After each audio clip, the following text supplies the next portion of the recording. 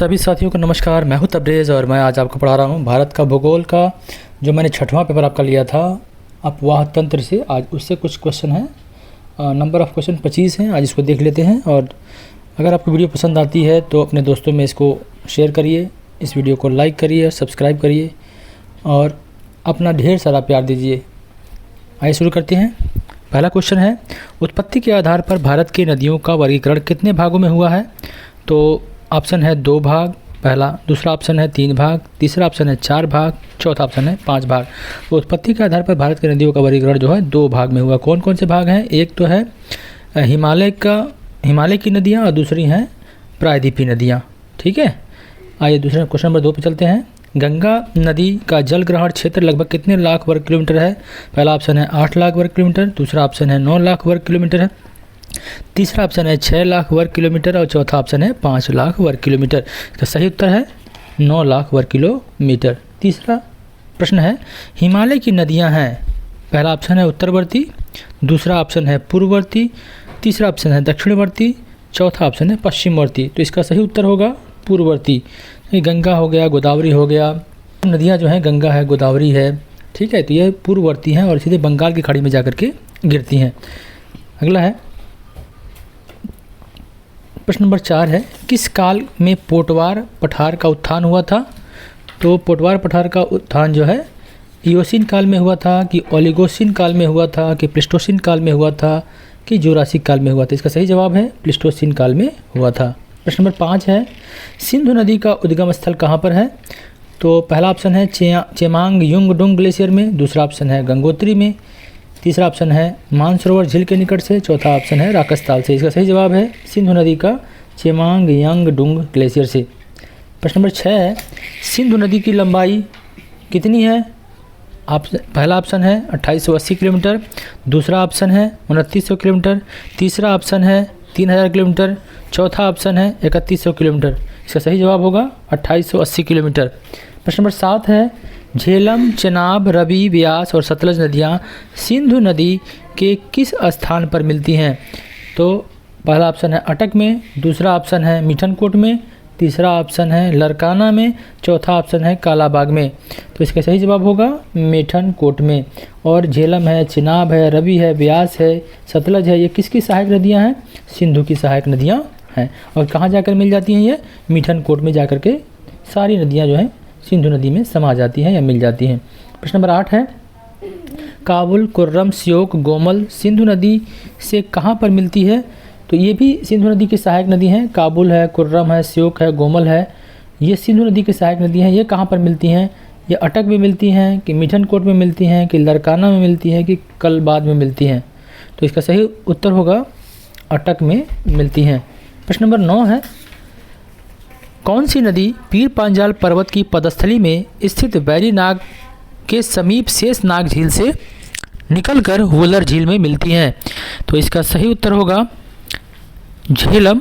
इसका ऑप्शन है व्यास, रावी, झेलम और चेनाब, लेकिन सही उत्तर है झेलम। झेलम नदी जो है वैरीनाग के समीप शेषनाग झील से निकलती है और वुलर झील में मिल जाती है। प्रश्न नंबर 10 है, अनंतनाग से बारामूला तक कौन सी नदी नौकागम्य है? पहला ऑप्शन है चेनाब, दूसरा ऑप्शन है रावी, तीसरा ऑप्शन है व्यास, चौथा ऑप्शन है झेलम। इसका सही जवाब होगा झेलम नदी जो है नौकागम्य है। कहाँ से कहाँ तक? अनंतनाग से लेकर के बारामूला तक। प्रश्न नंबर 11 है, झेलम और रावी किस नदी में जाकर मिल जाती हैं? तो झेलम और रावी जो है झेलम में मिलती हैं कि चेनाब में मिल जाती हैं कि व्यास में मिल जाती हैं कि गोमल में मिल जाती हैं? तो सही जवाब होगा चेनाब नदी में जाकर के मिल जाती हैं। प्रश्न नंबर 12 है, चेनाब हिमाचल प्रदेश में किस नाम से जानी जाती हैं? पहला ऑप्शन है चंद्रभागा के नाम से जानी जाती है, दूसरा गोमल के नाम से जानी जाती है, तीसरा पद्मा के नाम से जानी जाती है या चौथा सरस्वती के नाम से जानी जाती है? तो इसका सही जवाब होगा चंद्रभागा के नाम से जानी जाती है। प्रश्न नंबर 13 है, रावी नदी का उद्गम स्थल कहाँ पर है? पहला रोहतांग दर्रे के समीप, दूसरा बाड़ालाचाला दर्रे के समीप, तीसरा बेरीनाग के समीप और चौथा देवप्रयाग के समीप। इसका सही जवाब है रोहतांग दर्रे के समीप। रो से रावी, रो से रोहतांग, याद रखिएगा इसको। प्रश्न नंबर 14 है, व्यास नदी कहाँ से निकलती है?